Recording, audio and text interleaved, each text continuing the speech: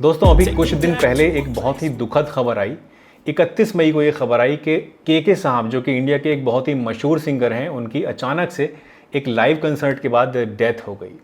ये खबर मेरे लिए बहुत ही ज़्यादा शॉकिंग थी पर्सनली, क्योंकि मैं उनका एक बहुत बड़ा फ़ैन रहा हूँ हमेशा से।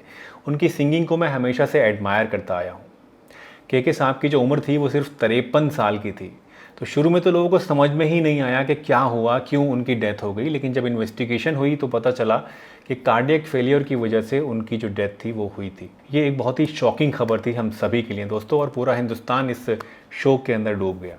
डेथ से कुछ ही देर पहले के साहब जो थे वो कोलकाता के एक कॉलेज के अंदर लाइव कंसर्ट कर रहे थे, परफॉर्मेंस दे रहे थे और पूरी एनर्जी के साथ दे रहे थे। और उस टाइम किसी ने सोचा भी नहीं था कि अब से कुछ ही देर बाद इनका देहांत होने वाला है। कंसर्ट ख़त्म होने के बाद के साहब अपने होटल पहुंचे और वहां पर सोफे पर बैठ गए आराम करने के लिए, और अचानक से अनकॉन्शियस होके गिर गए।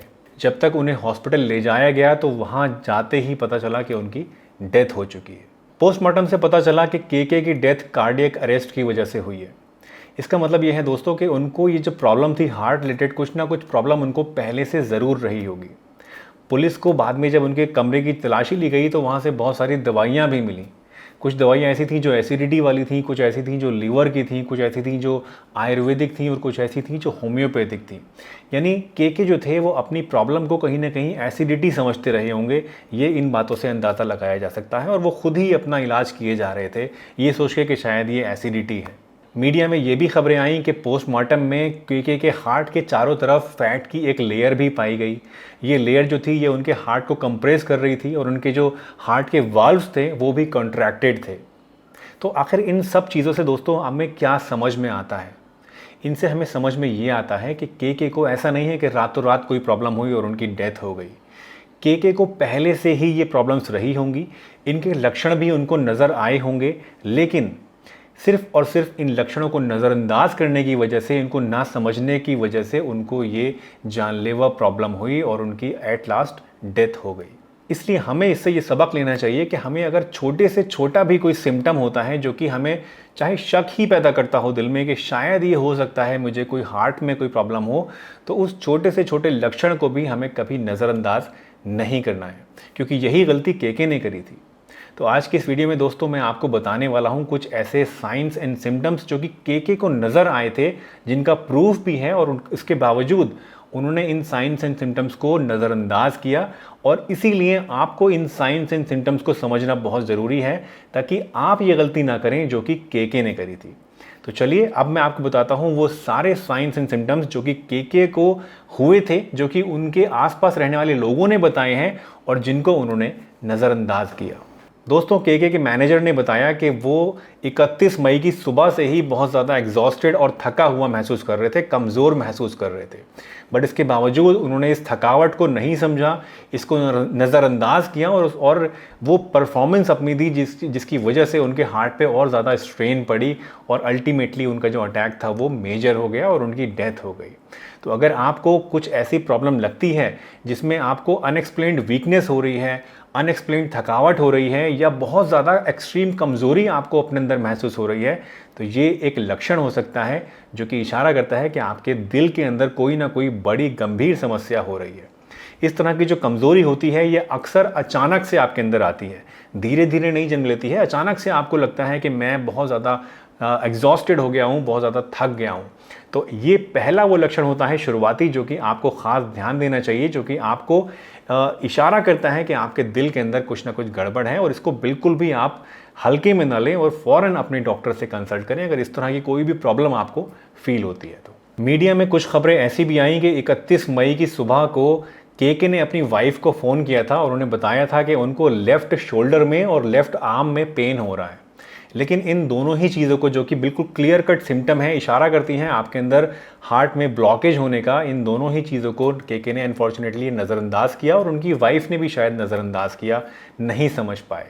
हो सकता है वो ये सोच रहे होंगे कि ये जो दर्द है ये किसी मस्कुलर प्रॉब्लम की वजह से हो रहा है। लेकिन दोस्तों अगर लेफ़्ट शोल्डर में और लेफ़्ट आर्म में आपके पेन है और ये आपको समझ नहीं आ रहा है कि किस कारण से है, तो ये आपके हार्ट के अंदर ब्लॉकेज होने का एक बहुत ही क्लियर कट सिम्टम हो सकता है, जिसको आपको बिल्कुल भी नज़रअंदाज नहीं करना चाहिए। जो गलती के ने करी वो आपको कभी भी नहीं करनी चाहिए। दोस्तों जिस समय के परफॉर्म कर रहे थे स्टेज पे, उस समय उनको बहुत ज़्यादा स्वेटिंग हो रही थी, ऐसा वहाँ पे मौजूद लोगों ने बताया। वो बार बार अपना पसीना पोंछ रहे थे और बीच बीच में ब्रेक्स भी ले रहे थे, थके भी जा रहे थे। ये एक बहुत ही मेजर और बहुत ही इंपॉर्टेंट सिम्टम होता है हार्ट अटैक का दोस्तों, कि जब आपको हार्ट अटैक आता है तो आपको स्वेटिंग बहुत ज़्यादा होने लगती है और इसको आपको कभी भी इग्नोर नहीं करना चाहिए।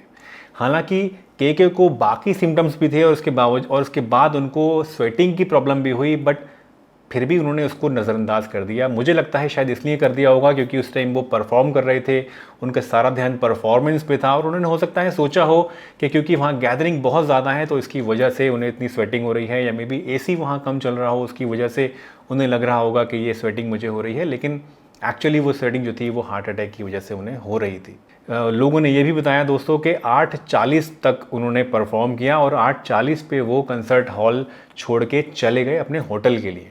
हालांकि इस टाइम उन्हें हॉस्पिटल जाना चाहिए था, लेकिन वो हॉस्पिटल की जगह अपने होटल चले गए रेस्ट करने के लिए। ये वो गोल्डन पीरियड था दोस्तों जिस दौरान अगर वो थोड़ा सा इन चीज़ों को ध्यान दे लेते और हॉस्पिटल चले जाते तो उनकी जान बच सकती थी। जहां पर के का कंसर्ट चल रहा था उससे सिर्फ 5 मिनट की दूरी पे एक बहुत बड़ा प्राइवेट हॉस्पिटल भी था और इनका जो होटल था जहां ये चले गए वो करीब 15 मिनट की दूरी पे था, बट इसके बावजूद के हॉस्पिटल जाने की बजाय होटल चले गए। उसका उन्होंने निर्णय लिया जो कि उनके लिए बहुत ही बड़ा घातक निर्णय साबित हुआ। होटल जब वो चले गए दोस्तों तो वहाँ जाके वो अपने सोफे पे बैठ के रेस्ट करने लगे। करीब 9:15 बजे अचानक से के को बहुत तेज़ चक्कर आए और वो अनकॉन्शियस होके नीचे गिर गए, उनको चोट लग गई। जब लोग वहाँ आए और देखा तो पता लगा कि उनको बहुत ज़्यादा प्रॉब्लम हो रही है और वो अनकॉन्शियस हो रहे हैं, तो उनको हॉस्पिटल ले जाने की तैयारी करी गई, एम्बुलेंस बुलाई गई और उन्हें फ़ौरन हॉस्पिटल के लिए ले जाया गया। इस सब कार्रवाई के अंदर हॉस्पिटल जाने में, एम्बुलेंस आने में और उनको तैयार करने में करीब 1 घंटे का समय वेस्ट हो गया और जब वो हॉस्पिटल पहुँचे तब तक बहुत देर हो चुकी थी और उनकी डेथ हो चुकी थी। जब वो अस्पताल पहुँचे तो डॉक्टरों ने उन्हें मृत घोषित कर दिया। दोस्तों के की तबीयत ख़राब होने में और उनको हॉस्पिटल पहुंचने में करीब 1.5 घंटा टोटल वेस्ट हुआ और ये वो घंटा था, वो 1.5 घंटा था जो कि गोल्डन आवर कहलाता है। यानी जब आपको लक्षण आने शुरू होते हैं हार्ट अटैक के तो उसके बाद जितनी जल्दी से जल्दी आप हॉस्पिटल चले जाते हैं और जितनी जल्दी आपका इलाज शुरू हो जाता है उतने ही ज़्यादा आपके बचने के चांसेस होते हैं। आज ये सारी बातें दोस्तों मैं आपके साथ इसलिए शेयर कर रहा हूँ कि मैं नहीं चाहता कि के की तरह और कोई इंसान भी अपने हार्ट प्रॉब्लम को एसिडिटी का समझे या उसको किसी और चीज़ के बारे में समझ के इग्नोर करे और फिर ये प्रॉब्लम उसके लिए इतनी बढ़ जाए कि उसकी जान पर बनाए। दोस्तों हार्ट अटैक और एसिडिटी दो ऐसी चीज़ें हैं जो बहुत ही ज़्यादा ओवरलैप करती हैं। 90% केसेस में मैंने देखा है कि हार्ट अटैक के सिम्टम्स जब आदमी को आते हैं तो वो उसको एसिडिटी के तौर पे लेता है, जो कि एक बहुत ही बड़ा ब्लंडर है। इनफैक्ट इसके बारे में मैंने एक प्रॉपर वीडियो भी बनाई है जिसमें मैंने आपको समझाने की कोशिश करी है कि अगर आपको एसिडिटी है तो उसके क्या लक्षण होते हैं और हार्ट अटैक है तो उसके क्या लक्षण होते हैं और इन दोनों को कैसे आप डिफरेंशिएट करेंगे, कैसे पहचानेंगे कि आपको कौन सी प्रॉब्लम हो रही है। तो दोस्तों अगर आपको एसिडिटी भी है और आपको थोड़ा सा भी शक है कि आपको हार्ट अटैक है तो हॉस्पिटल जाने में आपको कोई भी बुराई नहीं है। दोस्तों हार्ट अटैक वैसे तो बहुत ही जानलेवा बीमारी है, लेकिन थैंकफुली ये हमें कुछ ऐसे लक्षण देता है, कुछ ऐसे सिग्नल्स देता है जिनको अगर हम पहचान लें समय रहते तो अपने आप को सही टाइम पे इलाज मुहैया करा सकते हैं और इस बीमारी से लड़ सकते हैं।